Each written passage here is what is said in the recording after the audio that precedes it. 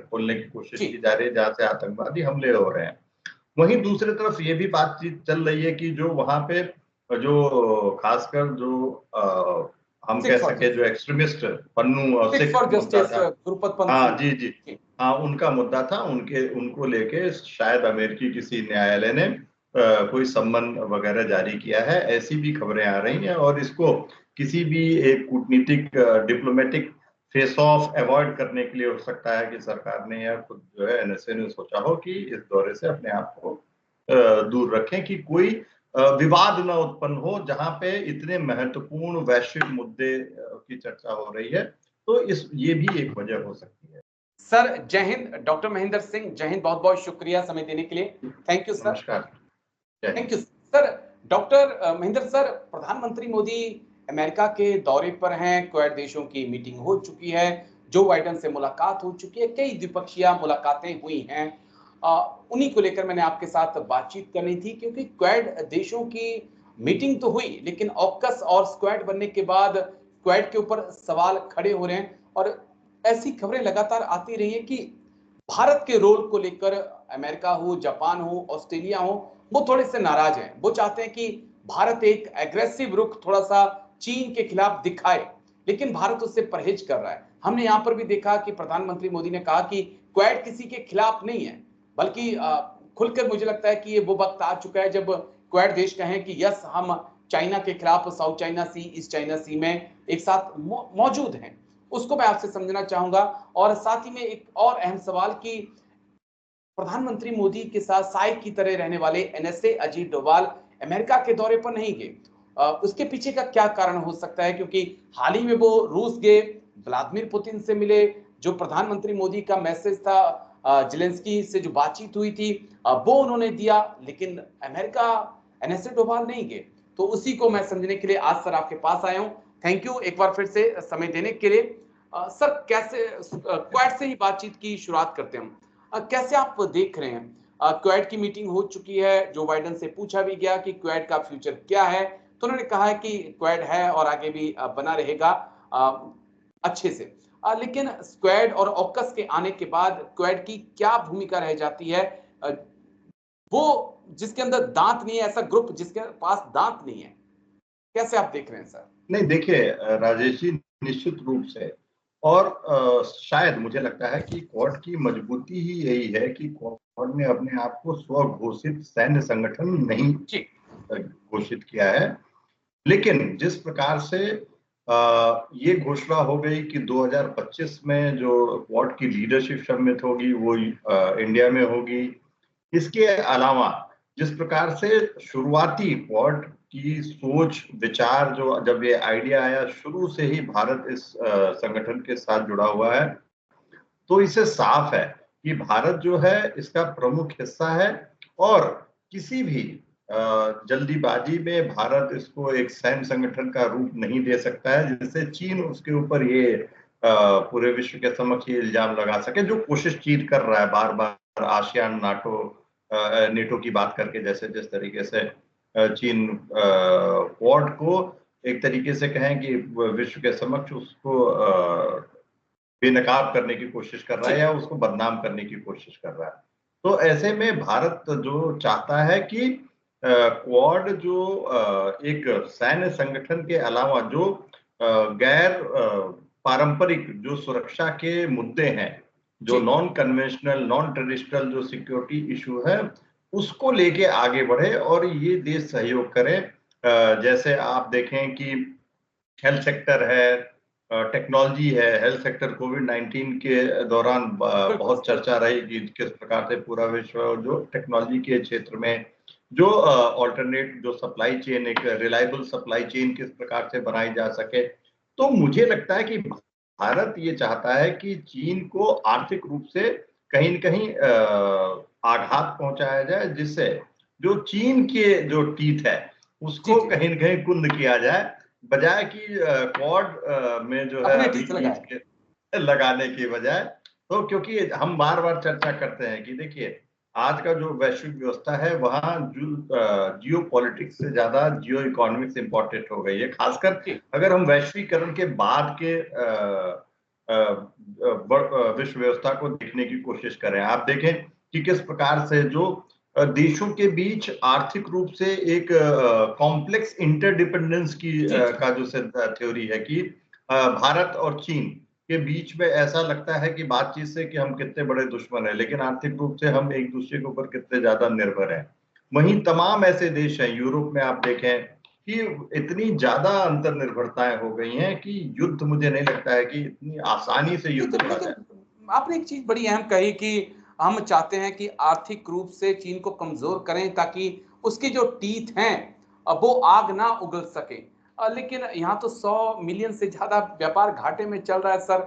हम तो और उन मुझे लगता है कि उन टीथों को और चमका रहे हैं, लगातार व्यापार करके सामान खरीद के शार्प कर रहे हैं। मैं कहूंगा कि और शार्प कर रहे हैं उन देखिए, टीथ्स को। यही इसीलिए मैं बात कर रहा हूं कि जो इंडो पैसिफिक इकोनॉमिक फ्रेमवर्क की बात हो रही है, जो पूरी कोशिश है कि किस प्रकार से भारत इस खासकर कोविड-19 के बाद जिस तरीके से चीन का, आप कहें कि चीन का जो विचार है, चीन का जो उसकी जो इमेज है, वैश्विक जो उसका इमेज है, ग्लोबल इमेज है, उसको नुकसान पहुंचा और उसपे प्रश्न लगना शुरू हो गया। तो इस मौके का भारत फायदा उठाना चाहता है। भारत चाहता है कि जो वैकल्पिक सप्लाई चेन बने, जी। उसमें उसकी महत्वपूर्ण भूमिका हो। भारत चाहता है उन तमाम क्षेत्रों में जहां चीन ने प्रगति की है और जिनका प्रयोग करके चीन अपने आप को एक पूरे विश्व का एक बाजार के रूप में विकसित किया है, खासकर एक मैन्युफैक्चरिंग हब के रूप में, तो हम वो कोशिश कर सकें। चाहे वो चिप्स का हो, चाहे जी, जी। सेमीकंडक्टर्स का हो, चाहे कटिंग एज टेक्नोलॉजीज का हो, और यही सब मुद्दे लेके जो है हमारे प्रधानमंत्री अमेरिका में गए हैं और तमाम जो ग्लोबल सीईओज हैं उनसे इन्हीं कटिंग एज टेक्नोलॉजी और न्यू एज टेक्नोलॉजीज के बारे में चर्चा हो रही है। तो ये पूरी कोशिश है कि भारत किस प्रकार से एक एक पूरे विश्व को एक विकल्प दे सके, जब पूरा विश्व उसकी तरफ देख रहा है और चीन के ऊपर अविश्वास दिखा रहा है। तो ये हमारी कोशिश है कि हम पूरे जी। विश्व के एक तो मार्केट के रूप में। क्या क्वेड और स्क्वाड के आने के बाद, ऑक्कस के बाद लगता है आपको कि वाकई में क्वेड की वो वैल्यू रह गई है? जो बाइडेन से भी ये सवाल पूछा गया, मुस्कुराते हुए उन्होंने जवाब तो दे दिया, लेकिन जिस प्रकार से पिछले 1-2 साल से मीटिंग टल रही थी, कभी जो भारत में होनी है वो अमेरिका में हो रही है, कभी जापान में हो जा रही है, तो क्या उस लिहाज से हम चीजों को देख सकते हैं कि अब तो स्क्वाड भी आ गए? नहीं, देखिए, मुझे लगता है कि जो भारत की पूरे इंडो पैसिफिक में जो हमारी जो जियो पॉलिटिकल जियो स्ट्रैटेजिक लोकेशन है, वो और इम्पोर्टेंट है। ओके। और इसकी वजह से बिना भारत के आप कहें कि इंडो पैसिफिक जो है फ्री, ओपन और इंक्लूसिव हो सकता है, तो मुझे जी। इसका विश्वास नहीं है। भारत की आवश्यकता पड़नी ही पड़नी है।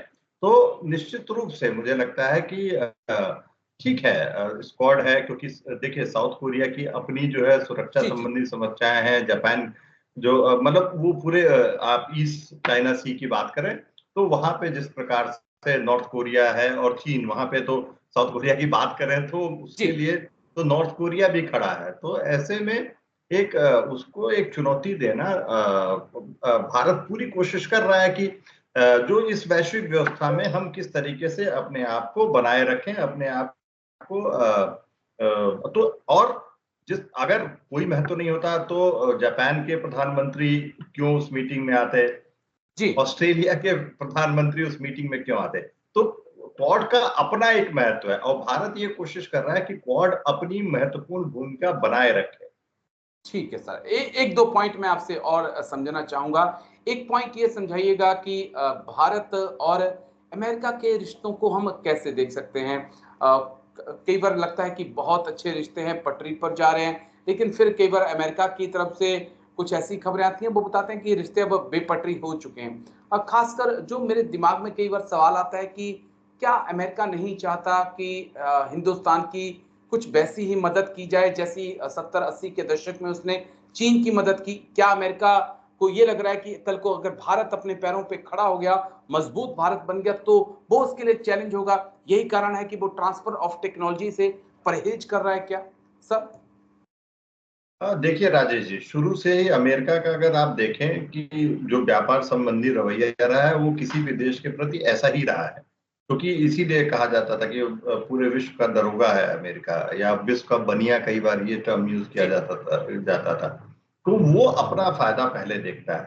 तो हमारी कोशिश ये है कि जो वैश्विक व्यवस्था में जो परिवर्तन हुआ है, चाहे चीन की वैश्विक इमेज खराब हुई हो, चाहे पूरे कोविड-19 के बाद पूरे विश्व को एक चीन के अलावा एक वैकल्पिक जो है सप्लाई चेन की आवश्यकता हो, चाहे पूरे विश्व को अब एक चीन को की विस्तारवादी नीति को रोकते हुए भारत को अपने संगठन में रखने की आवश्यकता हो, भारत के को की अर्थव्यवस्था को किस तरीके से संचालित किया जाए उसकी आवश्यकता हो, तो भारत ये कोशिश कर रहा है कि जो बदले हुए जो संरचनात्मक जो चेंजेज हैं, जो स्ट्रक्चरल चेंजेज है वर्ल्ड ऑर्डर में, उसका किस तरीके से फायदा उठाया जा सके। और ऐसा हम कह सकते हैं कि अगर अमेरिकी ये कह सकते हैं कि भारत भी अपने हितों को देखता है, जब हमने रूस के साथ जो है तेल खरीदे, तो ये नेगोशिएशंस हैं, और कौन कितना ज्यादा बार्गेन कर लेता है अपने पक्ष में, और ये मुद्दा प्रमुख है। और इसी वजह से अगर हमें अमेरिका जो है हमें रक्षा संबंधी जो है तकनीक नहीं देगा, तो हमारे पास फ्रांस, रूस, इजराइल और विकल्प हमने खोल रखे हैं। पहली बार हमने साफ कर दिया है कि हम किसी विचारधारा से प्रभावित नहीं हैं, और हमारी विदेश नीति, हमारी कूटनीति जो है वो हमारे जो घरेलू विकास के लक्ष्य हैं, उनको किस तरीके से पूरा कर सके, हमारी जो सैन्य और सुरक्षा की आवश्यकता है उनको किस प्रकार से पूरा कर सके, ये इस पे हम एक प्रैग्मेटिक, जिसको हम बार-बार कहते हैं कि एक प्रैग्मेटिक विदेश नीति देके हम आगे बढ़ रहे हैं। बस एक आखिरी सवाल जिसका जवाब मुझे चाहिए होगा। एनएसए अजीत डोभाल को लेकर बहुत सारी चर्चाएं इस वक्त चल रही है कि डोभाल जो प्रधानमंत्री मोदी के साथ साए की तरह रहते थे, प्रधानमंत्री मोदी का मैसेज लेकर वो रूस भी गए, व्लादिमीर पुतिन से मुलाकात भी की, क्या जेलेंस्की के साथ बातचीत हुई, वो उन्होंने सारा शेयर भी किया, लेकिन डोभाल सर अमेरिका नहीं गए। और तमाम लोग हैरान है कि ऐसा अमूमन होता नहीं है, क्योंकि वो एक अहम रणनीतिकार हैं, अहम सदस्य हैं प्रधानमंत्री मोदी की कोर टीम का, लेकिन उनका अमेरिका नहीं जाना, क्या आपके पास खबर है कि क्यों नहीं गए सर? देखिए राजेश जी, इसमें तो दो तरीके की जो बातें आ रही हैं। पहली ये बात है कि भारत के समक्ष एक बहुत ही क्रूशियल इलेक्शन है जम्मू कश्मीर में, और जो सिर्फ एक, आप ये नहीं कह सकते कि सिर्फ एक राज्य का चुनाव है और उसमें राष्ट्रीय सुरक्षा सलाहकार का होने की क्या आवश्यकता है। हम सब जानते हैं कि जम्मू कश्मीर का कितना महत्व है, खासकर धारा 370 खत्म होने के बाद, और जिस प्रकार से लगातार पाकिस्तान की तरफ से और आप कह सकते हैं चीन के समर्थन से बार-बार अब नए-नए तरफ से आप जम्मू की तरफ से एक सेक्टर खोलने की कोशिश की जा रही है, जहाँ से आतंकवादी हमले हो रहे हैं। वहीं दूसरी तरफ ये भी बातचीत चल रही है कि जो वहाँ पे जो खासकर जो हम कह सके जो एक्सट्रीमिस्ट पन्नू और सिख मुद्दा था, हाँ जी, जी। हाँ, उनका मुद्दा था, उनको लेके शायद अमेरिकी किसी न्यायालय ने कोई सम्मन वगैरह जारी किया है, ऐसी भी खबरें आ रही हैं, और इसको किसी भी एक कूटनीतिक डिप्लोमेटिक फेस ऑफ अवॉइड करने के लिए हो सकता है कि सरकार ने या खुद जो है एनएसए ने सोचा हो कि इस दौरे से अपने आप को दूर रखें, कि कोई विवाद ना उत्पन्न हो जहां पे इतने महत्वपूर्ण वैश्विक मुद्दे की चर्चा हो रही है। तो ये भी एक वजह हो सकती है। चलिए, शुक्रिया डॉक्टर महेंद्र सिंह, बहुत-बहुत